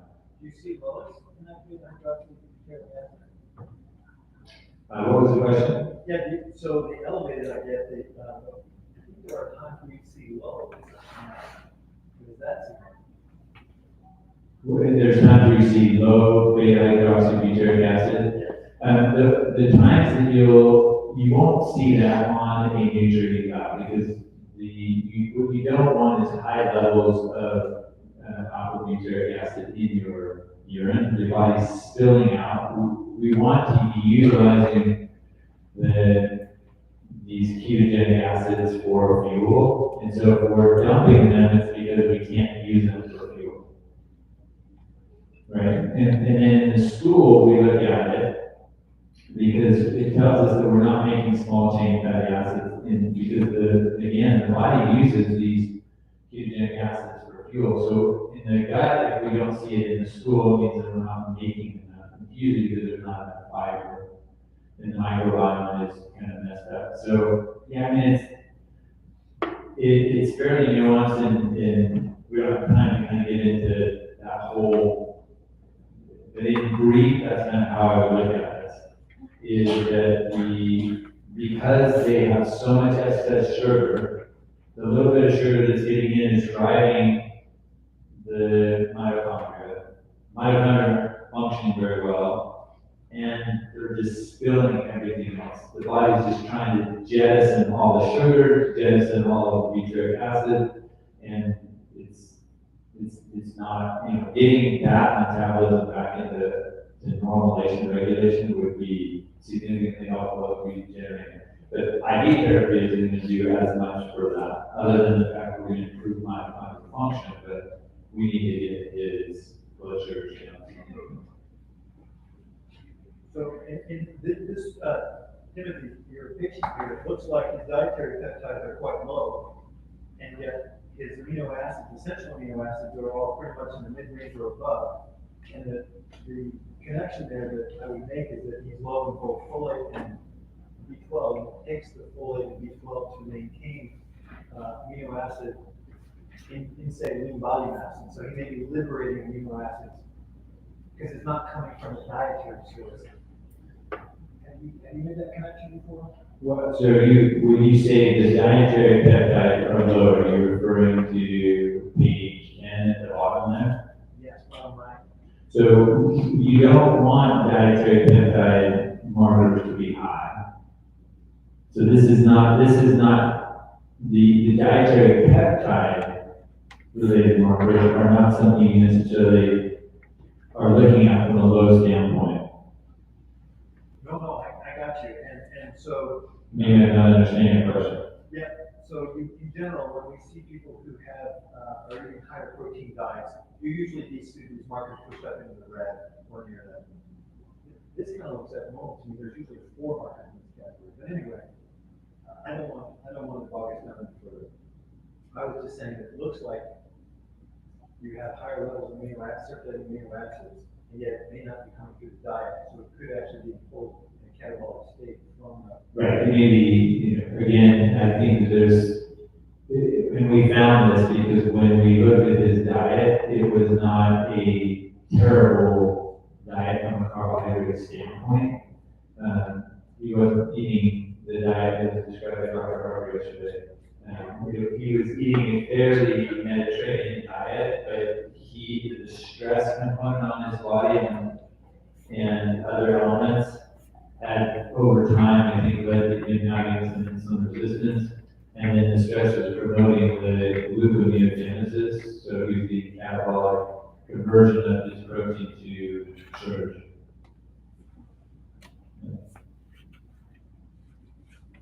Anything else? Is that helpful? Does that give you a better sense of how to utilize this test and the MSQ in evaluating patients? Hopefully that'll make you feel a little more comfortable in doing that. Okay? Wow, it's when you think you know anything. You sit here and listen to that, and you're like, I'm supposed to. It is amazing. Now I don't know how to call him. The IV, who wrote, let's give a hand for Dr. Lundquist and his vast knowledge. Brilliant guy. And I know Dr. Moe is right up there with him studying these things, and Dr. Moe does deep dives, and I think the intelligence on the doctors at this level is crazy. And everybody in here is super, super smart, and we all got our areas of intelligence, right? Even if it's in what sugars should we eat today? So I think this wraps us up. We've got lunch over back at the main house. I told Jan, let's eat over there because it's warmer and cozier, and so that we can farewell to everyone. But we've got big lunch over there. Those of you that missed the coding this morning, it was really good. We'll go over it some more later. If y'all want to do one-on-one with us with coding, let us know. Of course, we'll be available to help you. Any other comments or questions? Yes, sir, Dr. Love. I just want to thank you and your staff for putting on a member. Oh, thank you. My pleasure, as you guys know. I wish you all that, everybody could just get a little house to live out here. That would make me happy. We could all just have a little compound out here. Any questions, anything? Thank you all so much. So many clients have already had to leave, that those that are still here, thank you. Be careful traveling home, and let's go eat and get warm together before we leave. Now, the next trip to the airport is 12:45, right? Is that right? Yeah. 12:45, the next trip to the airport at 12:45. Tacos and queso and homemade salsa and good lunch. Thank you all.